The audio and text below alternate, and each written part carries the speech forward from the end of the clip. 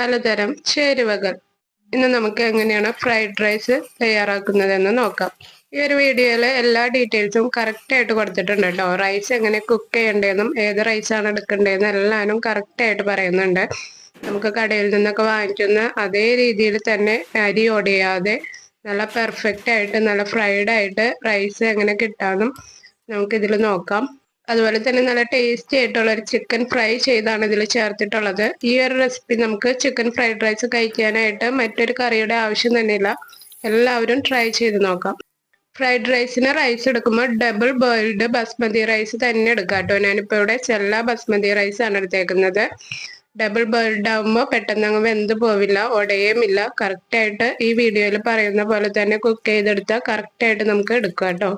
അരിയിൽ പശയൊക്കെ പോകുന്നത് വരെ നന്നായിട്ട് വെള്ളം മാറ്റി മാറ്റി വാഷ് ചെയ്തെടുക്കുക. അതിനുശേഷം ഒരു 30 മിനിറ്റ് വെള്ളം ഒഴിച്ച് കുതിരാനായിട്ട് വെക്കാം കേട്ടോ. ഇപ്പോൾ അരി കുതിരാൻ വെച്ചിട്ട് ഒരു 30 മിനിറ്റ് ആയിട്ടുണ്ട്. ഇനി ഇത് നമുക്ക് സ്ട്രെയിൻ ചെയ്ത് വയ്ക്കാം. ഇനി റൈസ് കുക്ക് ചെയ്യാനായിട്ട് നമുക്ക് നല്ല ആഴത്തിൽ വെള്ളം വെക്കണം. ഇത്തിരി വലിയ പാത്രത്തിൽ ഒരു മുക്കാൽ അര ഭാഗത്തോളം നന്നായിട്ട് വെള്ളം ഒഴിക്കാം. ഒരു 3-4-5 ലിറ്റർ വെള്ളം ഉണ്ടാവും കേട്ടോ. ഇതിലേക്ക് ഒരു 3/4 ടേബിൾ സ്പൂൺ ഉപ്പ് ഇട്ട് കൊടുത്തിട്ടുണ്ട്. പിന്നെ ഇതിലേക്ക് ഇട്ട് കൊടുത്തിട്ടുള്ളത് 1 ടേബിൾ സ്പൂൺ കുക്കിംഗ് ഓയിലാണ്. കുക്കിംഗ് ഓയിൽ ഇട്ട് കൊടുത്തിട്ടുണ്ടെന്നുണ്ടെങ്കിൽ റൈസ് നല്ല ഒറ്റപ്പെട്ട് കറക്റ്റായിട്ട് കിട്ടും കേട്ടോ. ഇതിലേക്ക് പിന്നെ ഞാൻ ചെറുനാരങ്ങ നീരൊന്നും ചേർത്തിട്ടില്ല. വെള്ളം നന്നായിട്ട് വെട്ടി തിളച്ച ശേഷം മാത്രം അരി ചേർക്കാം കേട്ടോ. അരി ചേർത്ത് കഴിഞ്ഞ് 8 മിനിറ്റ് ഹൈ ഫ്ലെയിമിൽ നന്നായിട്ട് തിളപ്പിക്കുക. കറക്റ്റ് വേവാണ് സെല്ല റൈസിൻ്റെ. സെല്ല റൈസ് ഡബിൾ ബോയിൽഡ് ഏത് ബസ്മതി റൈസ് എടുക്കുകയെന്നുണ്ടെങ്കിലും ഹൈ ഫ്ലെയിമിൽ 8 മിനിറ്റ് തിളച്ച് കഴിയുമ്പോൾ ഫ്ലെയിം ഓഫ് ചെയ്യാം കേട്ടോ.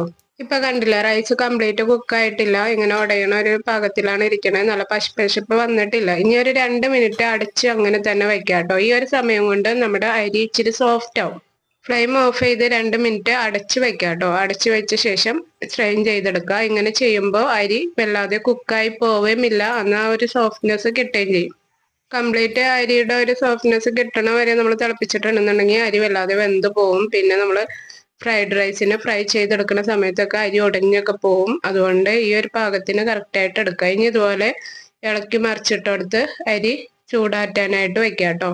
അടിഭാഗം ഇരുന്ന് കുക്കാവാതിരിക്കാനായിട്ട് ഇടയ്ക്കിടയ്ക്കൊന്ന് ഇളക്കി മറിച്ചിട്ട് കൊടുക്കാം കേട്ടോ. ഒരേ ഇരിപ്പിരിക്കണ്ട. അങ്ങനെ നമ്മുടെ റൈസ് അവിടെ റെഡി ആയിട്ടുണ്ടെങ്കിൽ നമുക്ക് ചിക്കൻ മാരിനേറ്റ് ചെയ്തെടുക്കാം. ഫ്രൈ ചെയ്താണ് നമ്മൾ ചെയ്യാറാക്കുന്നത്. ചിക്കൻ ബോൺലെസ് ചിക്കൻ തന്നെ എടുക്കാം കേട്ടോ, എല്ലില്ലാത്തത്. അര കിലോ ചിക്കൻ ഉണ്ടത്. ചിക്കൻ മാരിനേറ്റ് ചെയ്യാനായിട്ട് 1 ടേബിൾ സ്പൂൺ വിനീഗർ, ഉപ്പ് ആവശ്യത്തിന് ഇട്ട് കൊടുക്കാം. ഞാനൊരു 1.5 ടീസ്പൂൺ ഉപ്പ് ഇട്ട് കൊടുത്തിട്ടുണ്ട്. 1/2 teaspoon pepper powder, 1 teaspoon coriander powder, 1/4 teaspoon turmeric powder, 2 teaspoon Kashmiri chilli powder, 1/2 teaspoon garam masala powder, 1 teaspoon garlic paste, 1 teaspoon ginger paste. പിന്നെ നമുക്ക് വേണ്ടത് കോൺഫ്ലോർ ആണ്. ഒരു 1/2 കപ്പ് കോൺഫ്ലോർ ഇട്ട് കൊടുക്കാം. പിന്നെ ഓയിലാണ് വേണ്ടത്. ഒരു 2-3 ടേബിൾ സ്പൂൺ സൺഫ്ലവർ ഓയിലും കൂടി ഒഴിച്ചു കൊടുക്കാം. ഇനി ഇതെല്ലാം കൂടി നന്നായിട്ടൊന്ന് മിക്സ് ചെയ്ത് കൊടുക്കാം. ചിക്കനിൽ വിനീഗർ ഒഴിക്കുന്നത് കൊണ്ട് ചിക്കൻ്റെ അകത്തുനിന്നൊക്കെ നല്ല സോഫ്റ്റ് ആയിരിക്കും, കഴിക്കാൻ നല്ല ടേസ്റ്റ് ഉണ്ടാവും. അതുപോലെ കോൺഫ്ലവറും ഓയിലൊക്കെ ചേർന്നത് കൊണ്ട് നല്ല ടേസ്റ്റാണ്. നിങ്ങൾ ഫ്രൈ ചെയ്ത് നോക്കുക ഈ ഒരു രീതിയിൽ. പുറമേന്ന് കോൺഫ്ലവറിൻ്റെ ഒരു ക്രിസ്പിയും ഉണ്ടാവും. ഫ്രൈഡ് റൈസിലേക്ക് വേണ്ടിയിട്ട് നമുക്ക് എഗ് സ്ക്രാമ്പിൾസ് വേണം. അതിനായിട്ട് 2 എഗ്ഗാണ് ഞാൻ എടുത്തിട്ടുള്ളത്. ആവശ്യത്തിന് ഉപ്പും 1/2 ടീസ്പൂൺ പെപ്പർ പൗഡറും കൂടി ഇട്ട് നന്നായിട്ട് മിക്സ് ചെയ്ത് വയ്ക്കാം. ഇനി നമുക്ക് ഫ്രൈഡ് റൈസ് ഉണ്ടാക്കാനായിട്ട് തുടങ്ങാം. അതിനു മുമ്പ് ആദ്യം തന്നെ നമുക്ക് എഗ്ഗും പിന്നെ ചിക്കനൊക്കെ ഫ്രൈ ചെയ്തൊന്നെടുക്കണം. അതിനായിട്ട് ഒരു പാൻ അടുപ്പത്ത് വയ്ക്കാം. ഇപ്പം നിങ്ങൾ നോൺ സ്റ്റിക്കിലൊക്കെയാണ് ചെയ്യണമെന്നുണ്ടെങ്കിൽ ഈ ഒരു സ്റ്റെപ്പ് ചെയ്യേണ്ട ആവശ്യമില്ല കേട്ടോ. എഗ്ഗ് റോസ്റ്റ് ചെയ്യുന്ന സമയത്ത് അതിലൊട്ടി പിടിക്കാതിരിക്കാനാണ് ഞാൻ കംപ്ലീറ്റ് കുറച്ചധികം ഓയിൽ ഒഴിച്ചൊന്ന് ചുറ്റിച്ചിട്ട് ഓയിൽ മാറ്റി വെച്ചത്.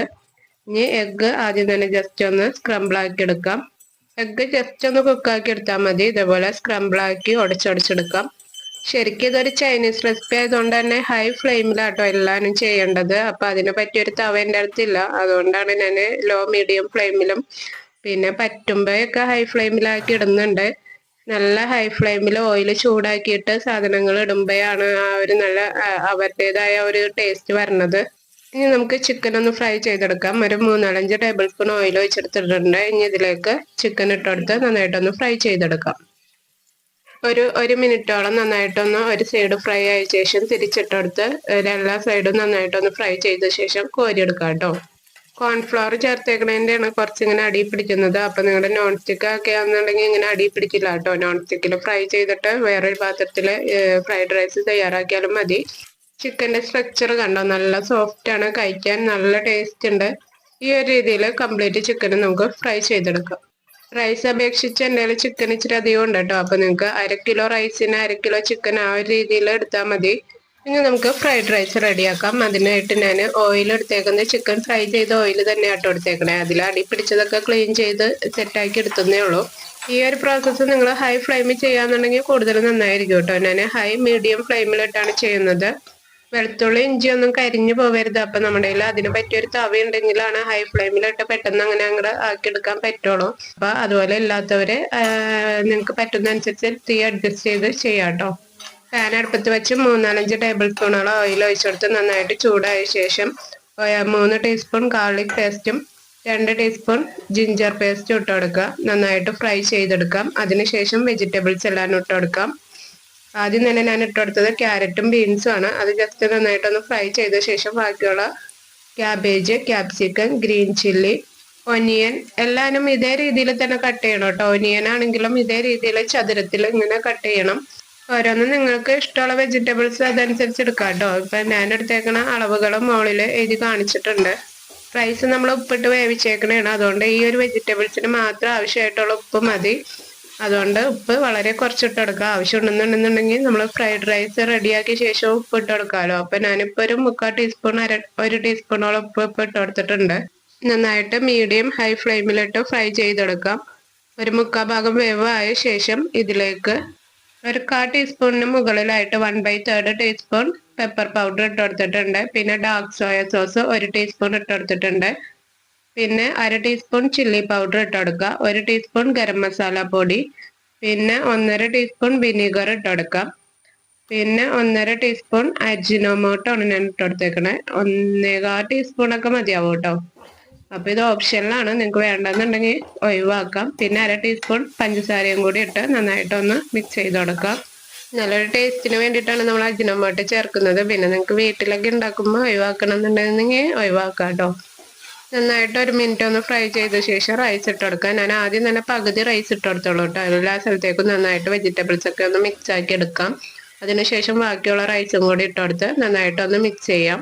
ഈ ഫ്രൈഡ് റൈസ് ചെയ്യാനായിട്ട് ഇതിന് പറ്റിയ പ്രത്യേക ഒരു തവി ഉണ്ട് കേട്ടോ, ഒറ്റ പിടിയായിട്ടുള്ളത്. അതിൽ വെച്ചിട്ട് നമുക്ക് എങ്ങനെ വേണമെങ്കിലും മിക്സ് ആക്കി എടുക്കാൻ പറ്റും.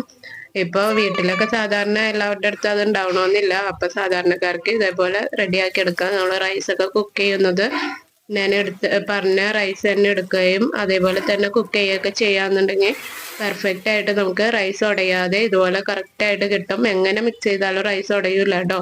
ഹൈ മീഡിയം ഫ്ലെയിമിലിട്ടിട്ട്, ഹൈ ഫ്ലെയിമിലിട്ട് ഒട്ടി പിടിക്കൂല, അടി പിടിക്കില്ല എന്നുണ്ടെന്നുണ്ടെങ്കിൽ ഹൈ ഫ്ലെയിമിൽ തന്നെ ഇട്ട് മിക്സ് ചെയ്യാം. നമ്മൾ എഗ്ഗ് സ്ക്രംബിൾ ആക്കി വെച്ചതും ചിക്കൻ ഫ്രൈ ചെയ്തതും കൂടി ഇട്ട് കൊടുത്ത് നന്നായിട്ട് ഫ്രൈ ചെയ്തെടുക്കുക. റൈസ് ഫ്രൈഡ് റൈസിൽ മെയിൻ ആയിട്ടുള്ള കാര്യമാണ് റൈസ് ഫ്രൈ ആക്കി എടുക്കണം. അപ്പം 3-4 മിനിറ്റ് നന്നായിട്ട് ഫ്രൈ ചെയ്തെടുത്തിട്ടുണ്ട് കേട്ടോ. പിന്നെ ഇതിലേക്ക് മെയിൻ ആയിട്ടുള്ള ഒരു ഇൻഗ്രീഡിയന്റ് ആണ് സ്പ്രിംഗ് ഒനിയൻ. എൻ്റെ കയ്യിൽ അത് ഉണ്ടായിരുന്നില്ല. അപ്പൊ ഞാൻ കൊറിയാണ്ടർ ലീവ്സ് ലാസ്റ്റ് ഇട്ട് നന്നായിട്ടൊന്ന് മിക്സ് ചെയ്ത് ഫൈനൽ ടച്ചപ്പ് കൊടുത്തിട്ടുണ്ട്. സ്പ്രിംഗ് ഒനിയൻ ഇല്ലാന്ന് ഓർത്ത് ടേസ്റ്റിൽ വ്യത്യാസമൊന്നുമില്ല കേട്ടോ, നല്ല ടേസ്റ്റ് ഉണ്ട്. എല്ലാവരും ട്രൈ ചെയ്ത് നോക്കാം. അപ്പൊ നിങ്ങളുടെ സ്പ്രിംഗ് ഒനിയൻ ഉണ്ടെങ്കിൽ അതും കൂടി ഇട്ട് കൊടുക്കുക. ലൈക്ക് ചെയ്യാൻ മറക്കണ്ട കേട്ടോ. പുതിയതായിട്ട് ആരെങ്കിലും ഉണ്ടെന്നുണ്ടെങ്കിൽ സബ്സ്ക്രൈബ് ചെയ്യാം. നിങ്ങളുടെ അഭിപ്രായങ്ങൾ കമന്റ് ചെയ്യാം. അപ്പൊ ഇൻഷാല്ലാ അടുത്ത വീഡിയോ ആയിട്ട് നാളെ കാണാം. Thank you all.